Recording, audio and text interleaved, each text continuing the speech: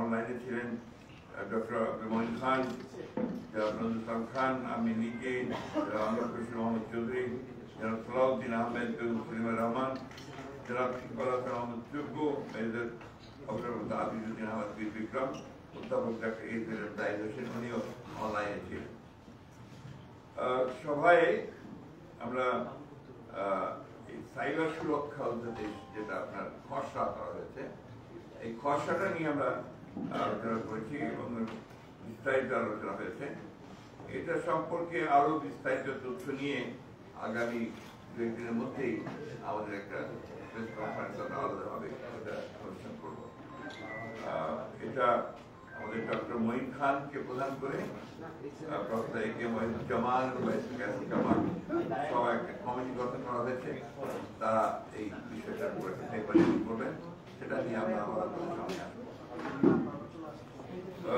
তৃতীয় আলোচনা যেটা হয়েছে প্রধান উপদেষ্টার যে বক্তব্য, এটা অনেক পুরোনো বিষয় হয়ে গেছে শুরুতে, বিশেষ করে নির্বাচন বিষয়ে যে বক্তব্য ছিল যে এই বছরের শেষের দিকে অথবা আপনার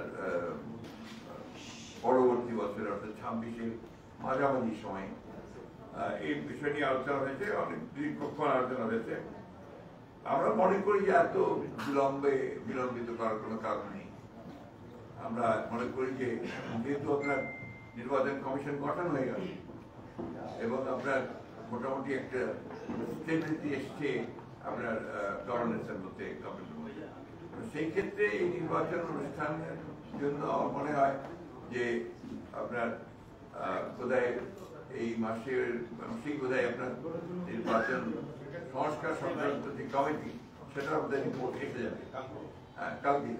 সুতরাং আমার মনে হয় না যে এটা আমরা আরো বিলম্বিত করার প্রয়োজন আছে, কারণ যত বিলম্ব হচ্ছে ততই রাজনৈতিক এবং অর্থনৈতিক সংকট আরো বৃদ্ধি পাচ্ছে।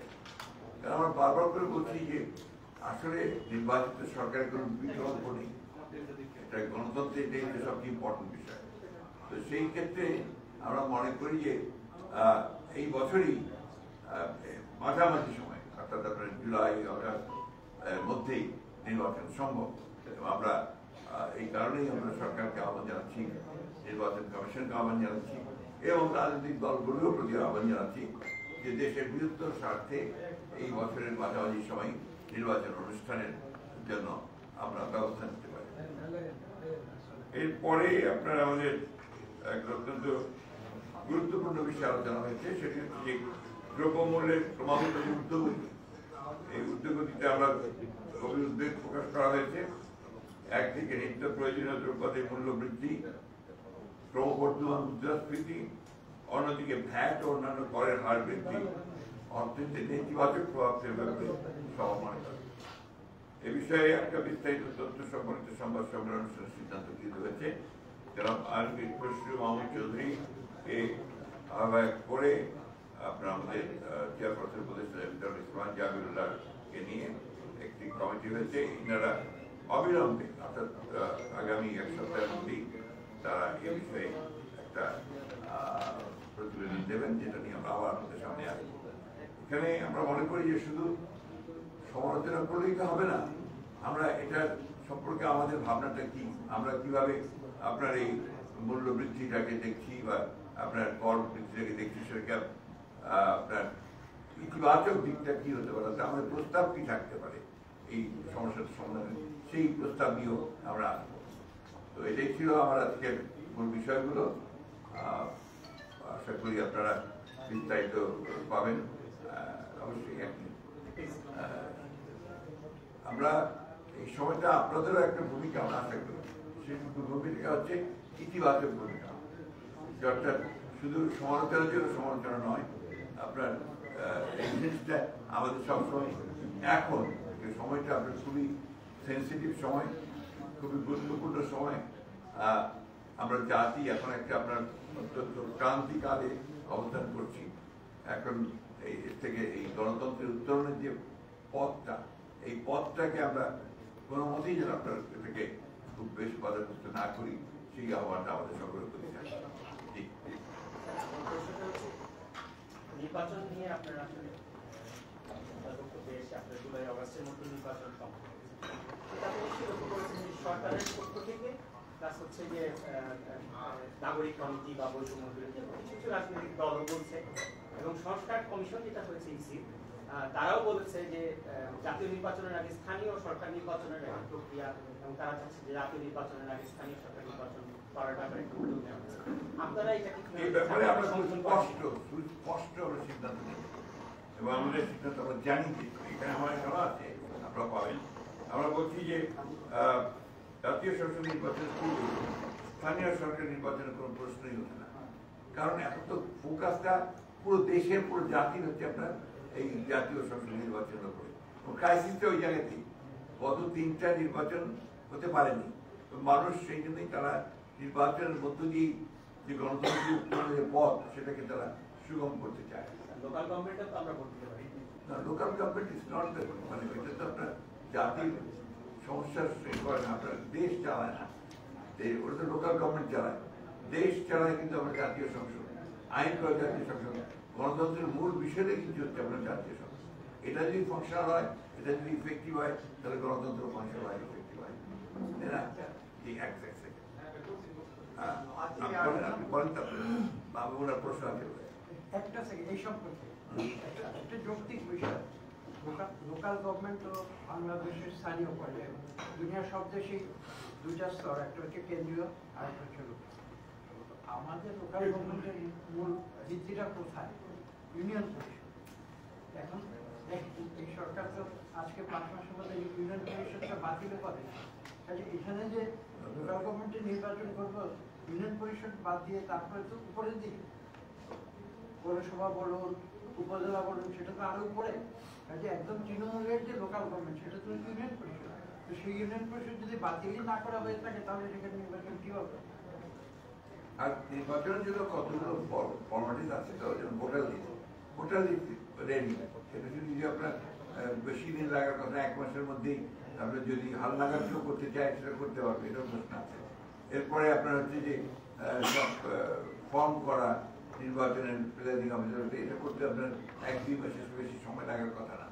তো সবই তো তৈরি আছে, এবং নির্বাচন কমিশন বলেছে যে আমরা রেডি, নির্বাচন করার জন্য আমরা তৈরি, এবং তারা জাতীয় সংসদ নির্বাচন করার জন্যই তৈরি আছে, এবং তারা পরিষ্কার করে বলে দিয়েছে যে দুটো নির্বাচন একসাথে সম্ভব না। সুতরাং এটা আজকে জাতির স্বার্থে আমাদের মাঝে মাঝে আমি নিজে অবাক হই, আমরা অবাক হই আর কি, যে এরকম একটা ক্রিটিক্যাল মোমেন্টে জাতীয় সংসদ নির্বাচন ছাড়া অন্য নির্বাচন করার চিন্তাটা আসে কোথেকে? এটা গেল 1 নম্বর। 2 নম্বর, নির্বাচন পেছানোর চিন্তাটাই বা আসে কোথেকে? কারণ এটা তো আপনার একদম প্রথম ব্যাপার। আপনি দেশকে যদি লাইনের উপর ঠিক তুলতে চান, সংস্কার তো আছে, সংস্কার চলমান প্রক্রিয়া। আমরাই যে সংস্কারের সবচেয়ে বড় আপনার তৈরি করেছি, আমরাই আগে দিয়েছি। সেই কবে 2016-তে আমরা আপনার বিশ্বাস দিয়েছি, আমরা 22 সালে আপনার 31 দফা দিয়েছি। প্রতিটি আপনার দফার প্রতিটা সংস্কার চলমান প্রক্রিয়া, আমরা যে সবচেয়ে বেশি সংস্কার করেছি।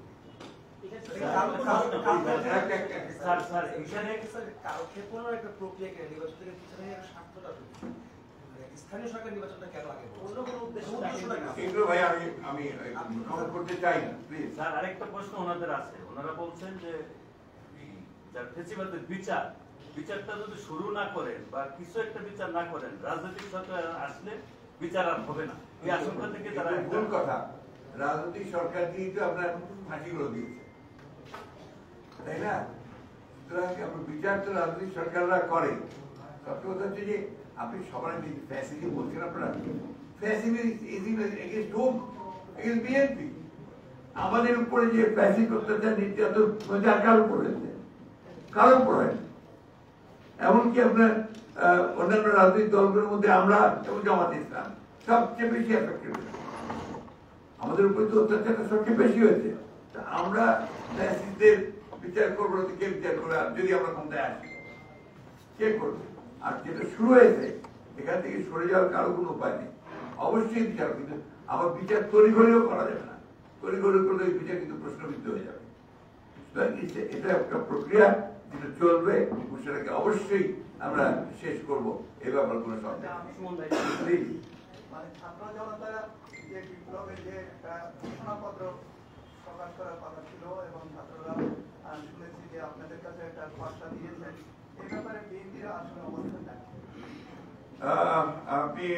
আমরা একটা সরকারের উপদেষ্টা মাহমুদ আলম সাহেবের কাছ থেকে আমরা একটা আপনার ওই ঘোষণার খসড়াপত্র পেয়েছি এবং উনি আমাদেরকে অনুরোধ করেছেন যে এই বিষয়ে আমাদের মতামত জানার জন্য।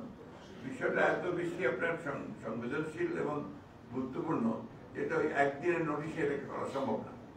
আমরা এই বিষয়ে আলোচনা করেছি, আমরা আরো আলোচনা করছি, আমাদের অন্যান্য দলগুলো আছে তাদের সঙ্গে এই বিষয়ে আলোচনা করতে হবে।